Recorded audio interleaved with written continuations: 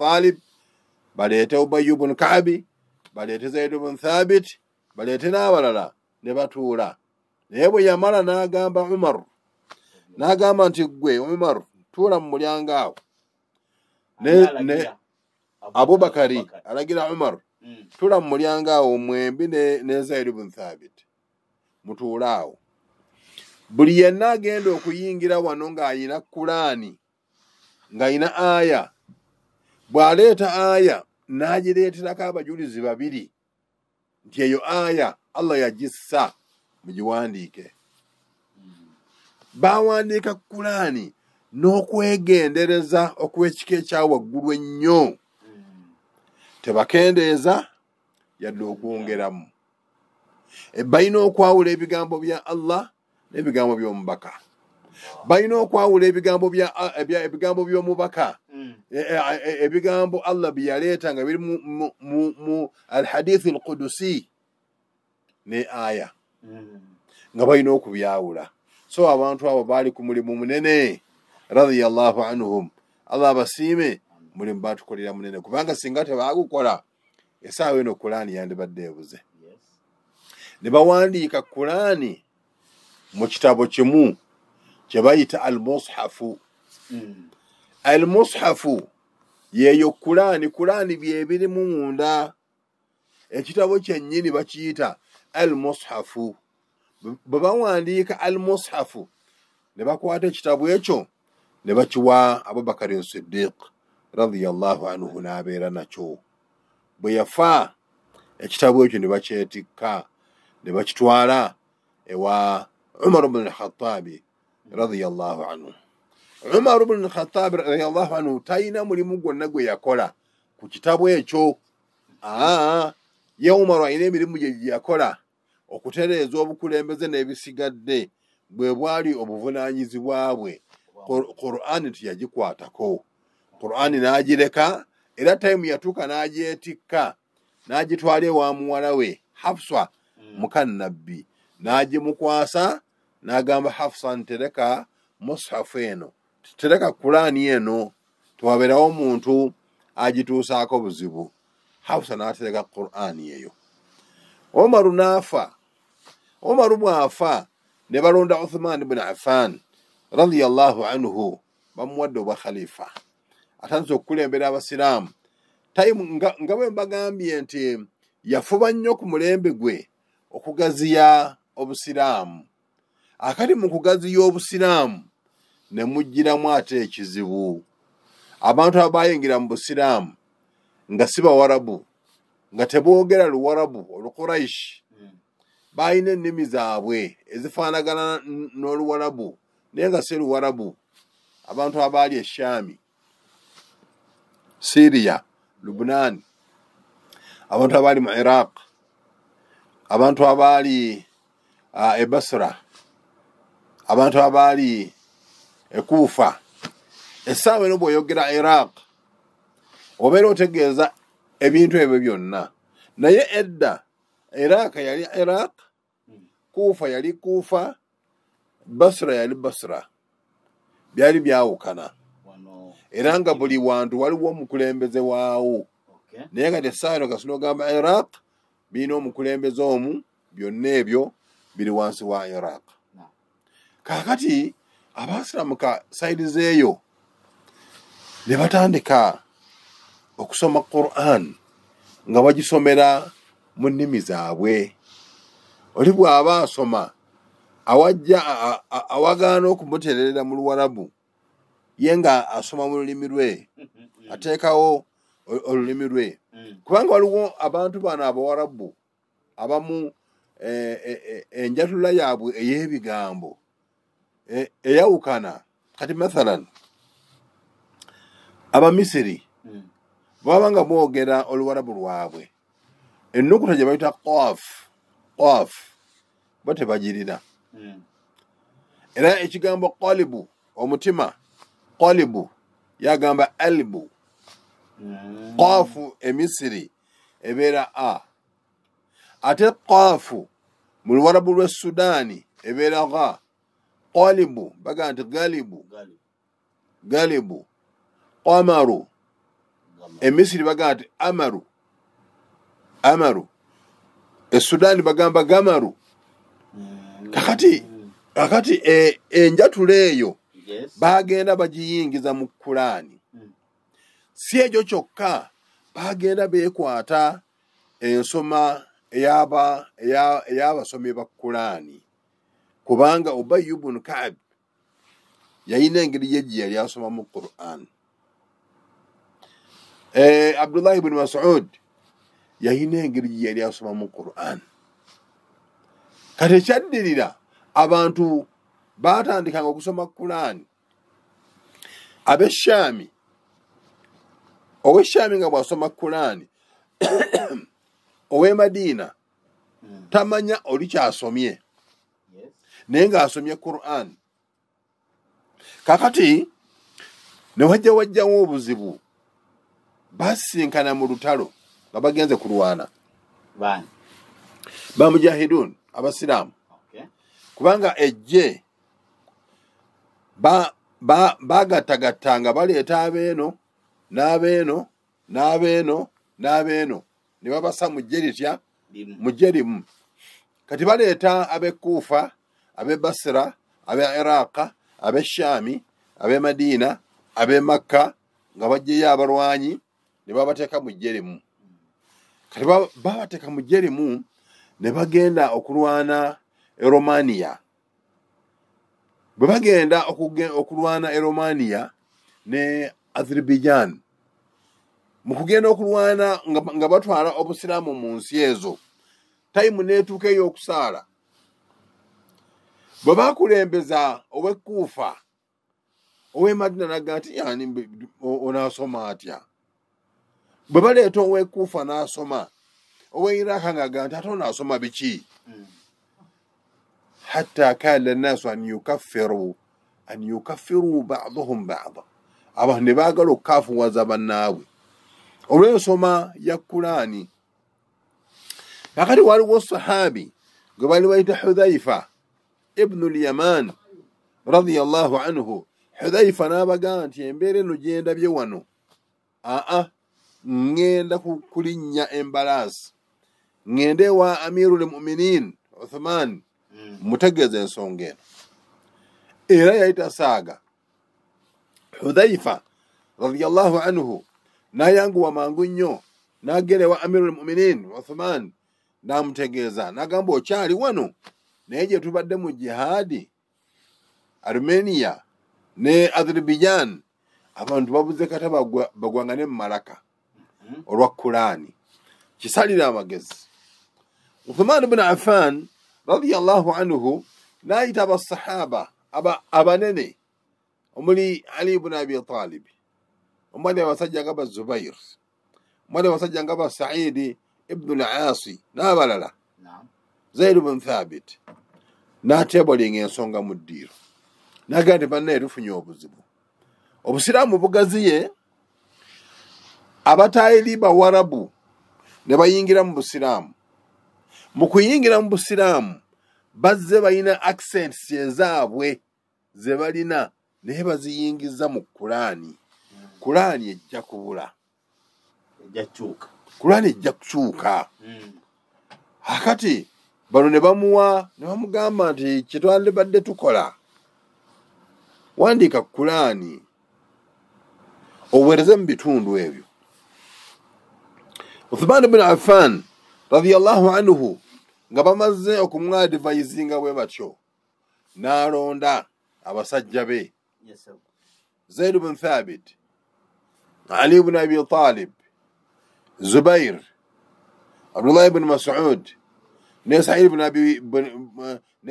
ibn al-Aasi n'abalala. N'abagamba njagala munkolere omulimu, muwandike Qur'ani. N'atumya kopi ya Qur'ani eyali ewa mama waffe Hafsa. N'agamba Hafsa, mpeereza Qur'ani eyo tusobole okugyamu copies endala. Hafsa n'addira Qur'ani eyo n'agiweereza. Uthman bw'agifuna kopi eyo n'agiwa Zayd ibn Thabit radiyallahu anhu. namugamba muwandiike Kulaani naye ng'efaanagana n'eno. Naye nga mu kugiwandiika harufu, kubanga Kulaani eno yakkira ku nnukuta 7 ku nsoma ennukuta 7. Osobola okugisomera ku nnukuta eno, oba okugisomera ku nnukuta eno, oba okugisomera ku nnukuta eno, oba ku nnukuta eno. Uthman ibn Affan bw'abalagira okuwandiika Kulaani, ennukuta 6 n'azigyawo. N'agamba kati muwandiike Kulaani nga mugiwandiikira ku nnukuta emu, neme kwawukana. Ne batandika okuwandiika Kulaani nga baleeta aya emu ne batunuulira nga bw'eri muli, abantu ne bagiwaako obujulizi ne bagamba yeeyo, ne bawandiika. Era Uthman ibn Affan yagamba Zaid ibn Thabit radiyallahu anhu, yamugamba nti gwagenda okusoma, ante tumuli, gwagenda okusoma, you dictate, gwe soma. Yes, kati naawa Saidi ibn al-Asi namugamba nti gwalina okuwandiika. Era bwe yamala namugamba nti naye bwe munaaba nga mwawukanye mu kigambo kyonna nga mukyawukanyeemu, gwe ne Saidi kye muba mukola mwebuuze ku Bakuraishi, mukiwandiike ng'Abakuraishi bwe bakiwandiika, bannannyini lulimi. Kubanga Qur'an yakkira mu Luwarabu. Oluwarabu Abakuraishi be bannannyini lwo. Naga nti singa munaaba nga mwawukanye, Qur'an ekigambo ekyo mukiwandiike, mwebuuze ku Bakuraishi bo nga bwe bakiwandiika, bwe muba mukiwandiika li annahum ahlu lugha, kubanga Abakuraishi be bannannyini lulimi. Yali Mukuraishi. Naye nga yali yeegatta ne Nabbi sallallahu alayhi wa sallam ku jjajjaawe ndowooza ow'okutaano. Jjajjaawe ow'okutaano. Wataba waako ku 2. Kakati bo ne bagenda mu maaso ne bawandiika Qur'an. Ne bagimaliriza. Bwe baagimaliriza baakola copies nga zenkanankana ne provinces ezaaliwo, amatwala agaaliwo. Ne baddira Kulaani emu ne bagisindika e Makka, e Madiina, nga bagiwadde Zaid ibn Thabit. Naga nti gwe gende Madiina ne Kulaani eno. N'alonda omulala n'amusindika e Kufa, n'alonda omulala n'amusindika mu Iraq, yalonda omulala n'amusindika mu kitundu ekirala, n'alonda omulala n'amusindika e Shaami. Ayagala kuba kati bano abantu babaddewo nga bawandiika Kulaani, era ne balaba ng'ennukuta ezisigadde bazirese. Bawandiise Kulaani ku nnukuta emu, ennukuta 6 bazirese. Uthmani n'afulumya radiyallahu anhu n'afulumya etteeka n'agamba nti Kulaani eno nga bwe tugiwandiise, abantu abasigadde bonna balina kusoma Kulaani nga bajja ku eno. Teriyo muntu akkirizibwa kusomayo Kulaani yiye. Era akati mmwe mugenda musomesa abantu beegindi Kulaani, mugenda musomesa abantu beegindi Kulaani, nawe gwe mugenda musomesa abantu beegindi Kulaani. Era n'afulumya etteeka n'agamba nti yenna agenda okuva ku kino, darabtu unqahu, ngenda kumuggyako omutwe. Kati abantu bano ne bagenda mu bitundu byabwe gye baabatuma. Kulaani gye baasindika e Madiina ne bagiyita al-Mushafu al-Madani, gye baasindika e Makka ne bagiyita al-Mushafu al-Makki, gye baasindika e Shaami ne bagiyita al-Mushafu al-Shaami, gye baasindika e Kufa ne bagiyita al-Mushafu al-Kufi, gye baasindika mu Iraq ne bagiyita al-Mushafu al-Iraqi. Kati n'abantu abaali mu bitundu ebyo Kulaani baasomanga ku eno. Era omuwandiisi w'ebitabo agamba nti abantu baakeeranga n'abaali abamanyi mu bitundu ebyo nga Kulaani tebagimanyi, era baakeeranga waabo be baasindika mu bitundu ebyo babasomese Kulaani era baasoma kubo. Kulaani ezo ne zibeererawo ddala, ne batakkirizaayo Kulaani ndala kuwandiikibwa. mpaka ne tutambula ne tutuuka mu mulembe gwa 1300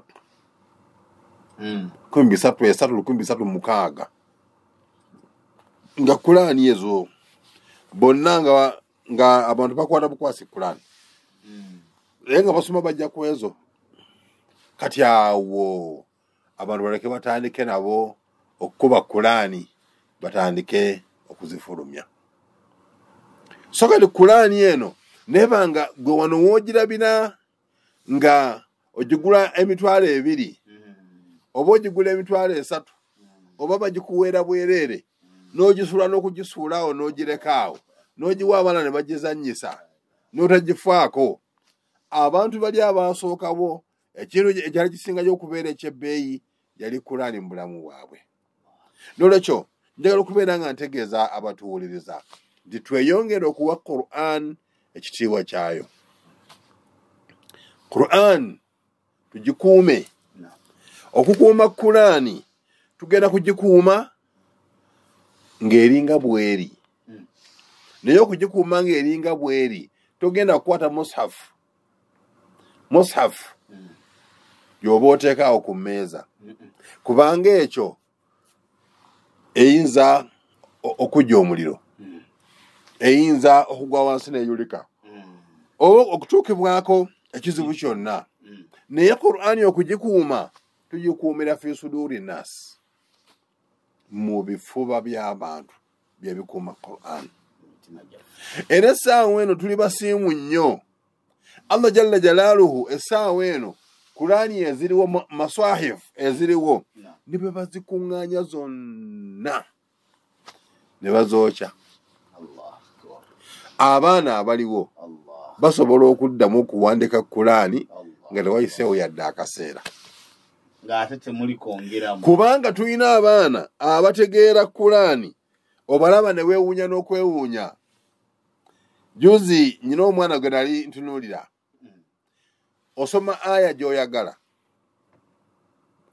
n'akubuulira aya eyo eri mu ssuula eno essuula eyo mu mushafu eri ku peegi bweti essuula eyo eri mu jjuzu bweti aya eyo eri mu ssuula bweti eri mu jjuzu bweti ejjuzu eyo eri ku peegi bweti aya eyo weeri olupapula olwo waggulu aya eri waggulu esoma bweti aya esembayo wansi esoma bweti.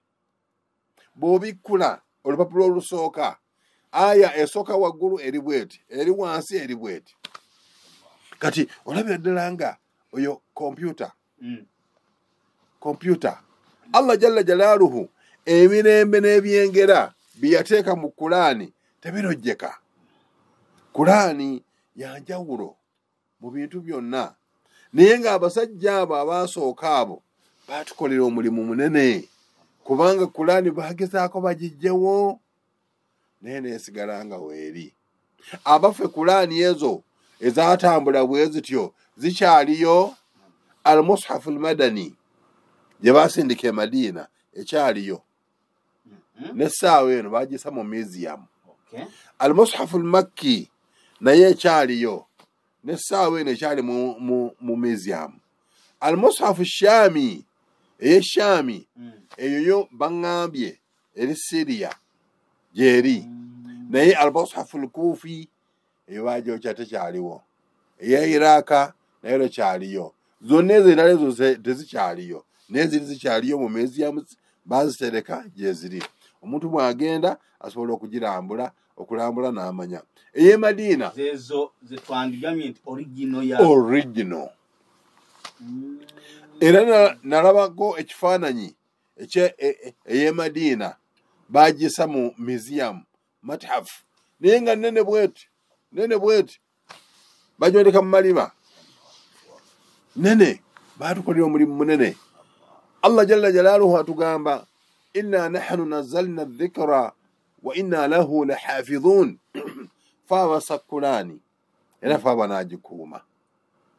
Qur'ani bagenda gikuuma nga bagikuumira mu bifuba by'abantu. Allah asaasidde omwana atuula mu myaka 2 gyokka n'akwata Qur'ani n'omubuuza w'oyagala mu Qur'ani.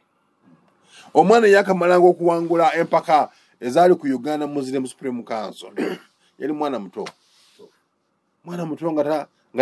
nga taweza myaka 12 banga nti yali wa mwenda oba 11 yali muto nnyo naye imagine omwana omuto size ye kati n'awantu nuulidde n'awandaba damu famire y'olabe oyinamu akuumye Kulaani nga Kulaani bw'eba efunye obuzibu waliwo omwana mu baana bo asobola okubeera ng'ayimirizaawo Kulaani oba oli mu kuwaana b'abalala omwana wa gundi asoma Kulaani owuwo ddirwa alisoma Kulaani owuwo nolwekyo abasiraamu tuve mu kasooli gye tuli tuveeyo tusobole okubeera ng'ekitabo kya Allah tukitambulirako olwekyo Uthman ibn Affan mu birungi ebingi bye yakola mulimu ekirungi ekyo ekya Kulaani ajja kusigalawo nga bamujjukira ebbanga lyonna.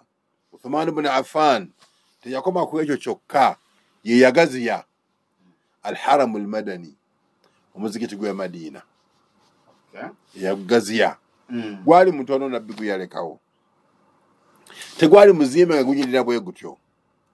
Uthman ibn Affan n'agaziyaako paati gye yagaziyaako kubanga emizigiti egyo gyombi yadde ogw'e Makka bakyeyongera okugigaziya n'essaawa ya leero era abantu abagenda okukola hijja mu myaka egy'ensanvu bwe baddayo e Makka essaawa eno basobola okwewuunya nga balaba omuzigiti gwakyuka gufaana bulala. Uthman ibn Affan radiyallahu anhu okugimu ku mirimu gye yakola tawsi'u al-haramain yagaziya haramu ebbiri haramu y'e Makka n'agigaziya ne haramu y'e Madina nayo n'agigaziya. Uthman ibn Affan yali akyagenda mu maaso n'okukola emirimu naye obusiraamu bwe bugaziwa n'abalabe b'obusiraamu nabo ne batandika okulwanyisa obusiraamu nga basinziira munda. Uthman ibn Affan bamutta busi waliwo ensobi ezaaliwo mu bukulembeze zenja okubeera nga olwokusatu olujja biidhinillah tuzijjayo abantu bamanye ensonga engeri gye zaalimu. Uthman ne bagenda ne beebulungulula enjuye ne bagyetooloola kumala ennaku 4 oba mbagamba 45 naye 4 bwe zaggwako n'avaayo gye yali yeekukumye ne yeewaayo mu bantu abo ne bamutta. Abamu bagamba nti bamukuba busaale abamu bagamba nti bamukuba ffumu naye ku lwokusatu inshallah taala tunaaba tuleeta kyonna mu bujjuvu abantu basobole okumanya Uthman fitina etandika etya babeere nga bamutta kubanga yatta Uthman ajja kusanga yalina amannya Abdurrahman linnya ddungi tasaana kutta muntu naye yatta Amirul Mu'minin. Tubeebaza bonna abatufolowinze era nitwebaza abakubya amasimu abatayiseemu tusaba babeere nga batusonyiwa. Twagambye nti ku ntandikwa Nabbi sallallahu alayhi wasallam yayina abawandiisi bwe yali awadde omulimu gw'okuwandiika Quran era nga essuula bwe aya yonna bwebesse bonna tebaagiwandiikanga nabbi ye yalondanga naga nti gwe gundi wandiika aya eyo giteeke wano gwe gundi wandiika aya eyo naye giteeke wano gwe wandiika aya eyo giteeke wano. Kati tayimu bwetuuka ey'okuwandiika abawandiisi ba Kulaani ku bulembe gw'omubaka sallallahu alayhi wasallam bonna baabaleeta ne babasa ku boodi nga be bawandiika kubanga be baali bawandiika ate buli omu yali awandiika nga yabirina kati buli omu yajjayo ebibye bye yawandiika. Kati bwe baali bagenda okuwandiika Kulaani eno bagenda nga baganda kati katusooke tuwandiike ebyagundi ebyo biwedde kati katuwandiike ebyagundi ebyo biwedde kati katuwandiike ebyagundi. Kati ekyokulabirako Abdullah ibn Mas'ud radiyallahu anhu ye yayina surat Baqara era ye yalina Ali Imran era ye yalina surat Nisa. Abdullah ibn Mas'ud. Okay. Ojja kusangayo Ubay ibn Ka'b naye nga ayina ze yayina. Osanga Ali ibn Abi Talib naye nga ayina ze yayina.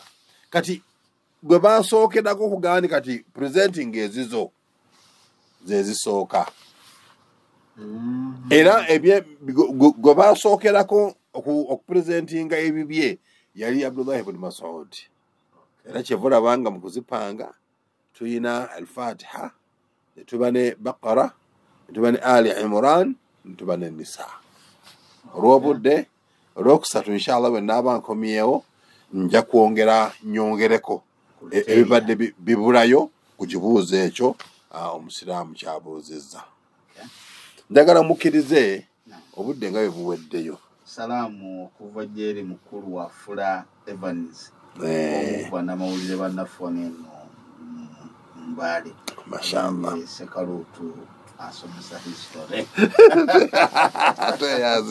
Toyaza mukulu Evans wa Fula sebo ekitiwa. Nga tumaliriza nyagadde malize n'ensonga ziringa 2 oba 3. Yes sir. Ensonga esooka luli nabategeezaako nti omuyimbi gwe bayita DJ Mese yasiramuka ne bamuwa erinnya Abdul Karim obutambi nga atola shahada bwonna bwaliwo. Naye muganda maiti yajja bamuziise lwajjo era bamuziise mu ssanduuku. Mukyala we yagezezaako okubaako nebyabategeeza nti omuntu ono yadde nga mumutadde mu ssanduuku naye omuntu oyo yasiramuka era ye Abdul Karim. Oyo najja nagaata ebyo mbiwakanyiza omuntu oyo passport ye nze yagirisiivinga nali ku kisaawe amannya ge yali Nikolasi singa nalaba amannya nga Abdul Karim era nandibadde mbategeeza. Ninjagala ntegeeze baganda baffe abatwegattako nga basiramuse. Process ezikyusa amannya muzikwateko. Ntono nnyo kugenda ne bakulagira n'ogenda ewa looya n'akuwandiikira n'ogenda mu kkooti n'olayira n'oba nga okyusizza erinnya lyo officially. Oba mufune documents eziraga nti muli basiraamu. Okufa abantu baleme kwesika. Kubanga embeera eyo ennaku zino egenda ereeta ebizibu. Abantu beesika, abantu bategedde nti omuntu musiraamu naye bamulemerako ne bamuzika mu ssanduuku ekitali kirungi. So kati bw'oba osiramuse ekyokuwa erinnya mu muzikiti n'otambula tokomaawo bakuwa erinnya naye ne process yonna gigoberere okole affidavit gamba erinnya lye bakuwadde ery'obusiraamu osobole okuli owuninga libeere liryo nga bwe kyetaagisa. Mukkirize tugendeko mu bibuuzo tukomekereze tuddemu olwokusatu biidhinihi taala.